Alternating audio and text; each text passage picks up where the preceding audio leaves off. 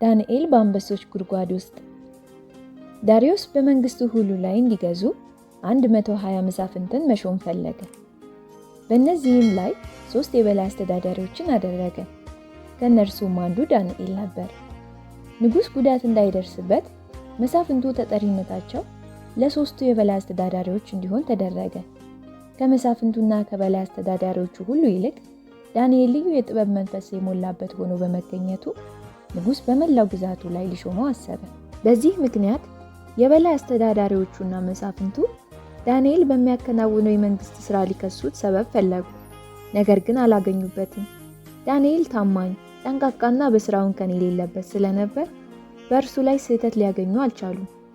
እነዚህም ሰዎች ከአምላኩ ሕግ ጋር በተያያዘ ጉዳይ ካልሆነ በቀር ይህን ሰው የምንከስበት ምንም ሰበብ አናገኝበትም አሉ።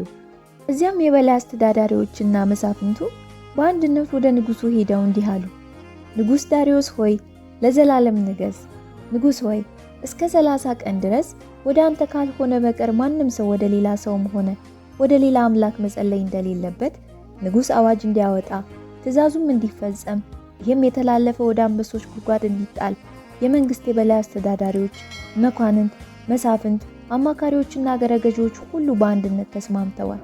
ንጉሥ ሆይ ይህን አዋጅ አውጣ፣ እንደማይሻረውና እንደማይለወጠው የሜዶና የፋርስ ሕግ እንዲሆን ትእዛዙ በጽሑፍ አድርገው።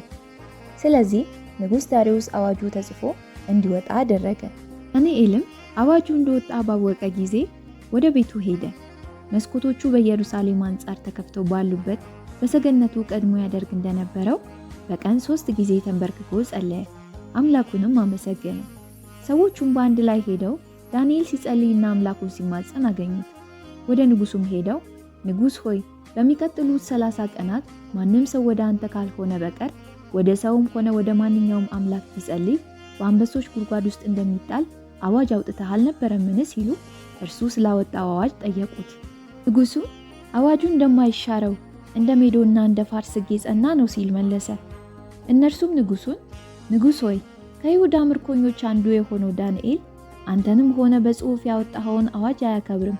አሁንም በቀን 3 ጊዜ ወደ አምላኩ ይጸልያል አሉ። ንጉሡ ይህን በሰማ ጊዜ እጅግ አዘነ። ዳንኤልን ለማዳን ወሰነ። ፀሐይ እስክትጠልቅም ድረስ የተቻለውን ሁሉ አደረገ። ከዚያም ሰዎቹ በአንድ ላይ ወደ ንጉሡ ቀርበው ንጉሥ ሆይ በሜዶና በፋርስ ሕግ መሰረት አንድ ንጉሥ ያወጣ አዋጅም ሆነ ትእዛዝ ሊለወጥ እንደማይችል እወቅ አሉት። ስለዚህ ንጉሡ ትእዛዝ ሰጠ። እነርሱም ዳንኤልን አመጡት፣ ወደ አንበሶች ጉድጓድ ጣሉት። ንጉሡም ዳንኤልን ሁልጊዜ የምታመልከው አምላክ ያድንህ አለው። ድንጋይ አምጥተውን በጉድጓዱ አፍ ላይ ገጠሙበት። ንጉሡም በዳንኤል ላይ የተፈጸመው እንዳይለወጥ በራሱ የቀለበት ማህተምና በመሳፍንቱ ቀለበቶች አተመበት። ንጉሡም ወደ ቤተ መንግስቱ ተመለሰ። በዚያን ሌሊት ምግብ ሳይበላ የሚያዝናናውንም ነገር ሳይቀርብለት አደረ። እንቅልፍም ከእርሱ ራቀ።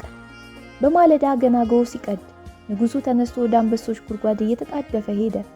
ወደ ጉድጓድም ቀርቦ በሐዘን ድምፅ ዳንኤልን የሕያው አምላክ አገልጋይ ዳንኤል ሆይ ሁልጊዜ የምታመልከው አምላክ ከአንበሶች ሊያድን ችሏልን? ብሎ ተጣራ። ዳንኤልም እንዲህ ብሎ መለሰ።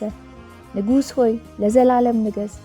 ንጉሥ ሆይ በፊቱ ቅን ሆኜ ስለተገኘው በአንተም ፊት በደል ስላልተገኘብኝ አምላኬ መልአኩን ልኮ የአንበሶችን አፍ ዘጋ፣ እነርሱም አልጎዱኝም።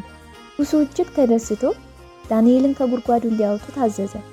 ዳንኤል በአምላኩ ታምኖ ነበርና ከጉድጓድ በወጣ ጊዜ አንዳች ጉዳት አልተገኘበትም። በንጉሥ ትእዛዝ ዳንኤልን በሐሰት የከሰሱትን ሰዎች ከነሚስቶቻቸውና ከነልጆቻቸው ጋር አምጥተው በአንበሶች ጉድጓድ ውስጥ ጣሏቸው። ገና ወደ ጉድጓዱ መጨረሻ ሳይደርሱም አንበሶቹ ቦጫጭቀው አጥንቶቻቸውን ሁሉ ሰባበሩ። ከዚያም በኋላ ንጉሥ ዳሪዮስ በምድር ላይ ለሚኖሩ ሕዝቦች፣ መንግስታትና ልዩ ልዩ ቋንቋ ለሚናገሩ ሰዎች ሁሉ እንዲህ የሚል መልእክት ጻፈ። ሰላም ይብዛላችሁ። በማንኛውም የመንግስቴ ግዛት ሰው ሁሉ የዳንኤልን አምላክ እንዲፈራና እንዲያከብር ይህን አዋጅ አውጥቻለሁ። እርሱ ለዘላለም የሚኖር ሕያው አምላክ ነውና መንግስቱ አይጠፋም፣ ለግዛቱም መጨረሻ የለውም። እርሱ ይታደጋል ያድናልም፣ በሰማይና በምድር ምልክቶችና ድንቆችን ያደርጋል። ዳንኤልን ከአንበሶች አፍ አድኖታል። ስለዚህ ዳንኤል በዳሪዮስ ዘመነ መንግስትና በፋርሳዊው በቂሮስ ዘመነ መንግስት ሁሉ ኑሮ ተሳካለት።